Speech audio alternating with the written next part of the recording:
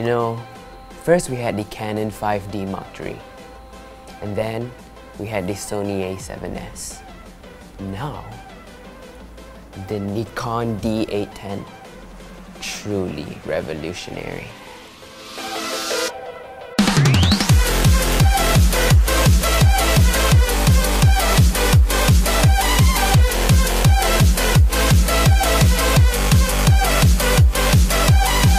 Hi guys, welcome to another episode of Yoro. Today, Nikon were so kind enough to send us the Nikon D810 and we're gonna review it. We all know that Nikon is top at photography, but how will it fare in videos? Let's find out! So, we're gonna give our first impressions of the camera. So, what's your first impression? Okay, first of all, this is larger and heavier than my previous camera like 5D Mark III, Mark II and Sony A7S. The grip is good, it's kind of big. To me, the screen is very big, which is good. Overall, a very nice looking camera. This is my first time holding it. Ryan actually spent the whole day with it. Ryan is gonna test me like on the buttons. The main buttons that a YouTuber would need, which is ISO. Like ISO, aperture, shutter, okay, not really shutter speed, like changing of the FPS from slow motion, non-slow motion, picture profile, white balance and stuff like that. So, okay, show me how you change the ISO. On the camera first, perhaps. Alright. Okay, so what's your question next? Okay, so first we want for you to change the ISO to correctly expose the scene. But maybe you should first figure out how to on so that you have how some to image on. here. Okay. Whoa! What is this? What is this? All right. Okay. Not too hard, right? Okay. Yeah. Okay. So you figure it out. Yeah, okay. How do you change your ISO to correctly expose this scene? Well, the ISO is here, so gotta. Okay. All right. Okay. You figure that out. Okay. How do you change the aperture then? Whoa.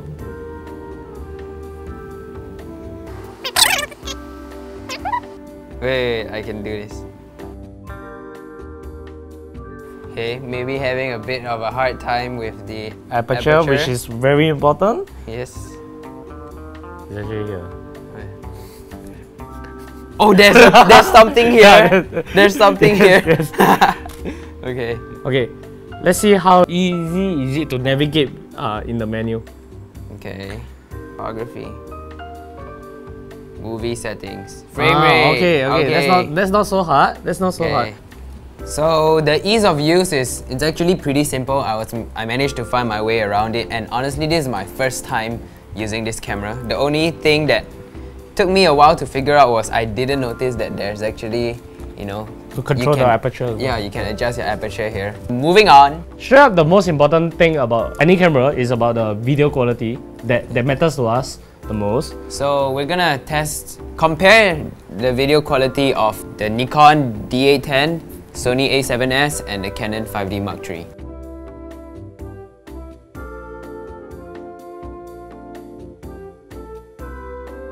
Okay, so after shooting the footage in the 3 different cameras, we're not going to explain which one is better, or we're not going to explain what dynamic range or autofocus point or all these complicated stuff because that's not very valid to YouTubers. Yeah, we everything is very manual.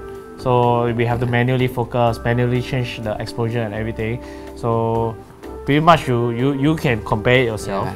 The Nikon D810 is able to shoot 60 FPS in Full HD. In Full HD compared to the Canon 5D Mark III that I normally use. You cannot do it. Yeah, the best it can go is 720p. Yeah. So in terms of slow motion, this is much better than the Mark III. So as again, we're going to show you the slow motion footages between the 5D Mark III and the Nikon D810, and you can see the difference yourself. Lastly, we want to talk about the color grading, the picture styles and stuff like that. So YouTubers, we normally shoot in flat profile. Flat profile is whereby we shoot it in less contrast and less saturated picture profile, whereby we will correct it in post-production. This is because if we shoot in a vivid profile or saturated profile, we will lose the details and we are not able to bring back colors that we lost or exposure that we lost. In a way, we are able to balance out exposure, overexposure and underexposure better in a flat profile. So we will show the Nikon camera how well it does in this color grading area. So the battery life of the Nikon D810 beats all the rest of our cameras. We took 400 photos and it used 2 bar out of 5 bar. Yeah, that's a very long battery life. Yeah, which really helps in a long shoot. Because we during our shoots, you know, we bring a lot of batteries and you have no idea how troublesome it is to charge so many batteries before shoot. And sometimes we even have to bring the charger on set to charge the battery while we use other batteries, which is horrible. So overall, what do you think about the camera? I think I like it, you know, I like the build.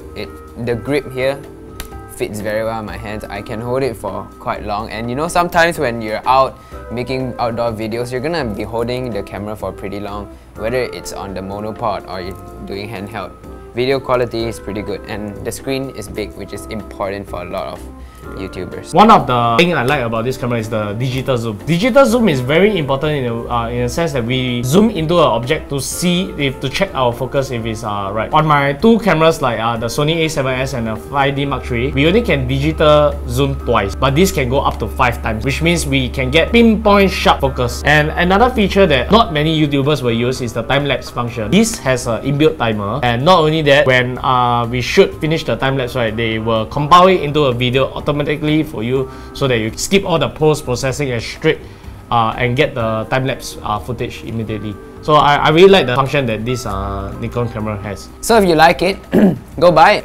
The price is a bit on the high side. Just the body alone, from what I see from the Nikon website, is $4,888. It's a high-end camera, but it has its features to live up to it. Yeah, this is a very good camera. If you can afford it, and if you also like taking photos, this is the camera. Yeah, this is the king of photos. So if you guys have any questions about this, or you know, if you guys want us to do another tutorial, teach you how to use the camera, or you know, even review other cameras, feel free to just comment in the comment section below. We will reply all of you, because that's what we do. We try to reply all of you, and we might even make a video for your questions. Please subscribe.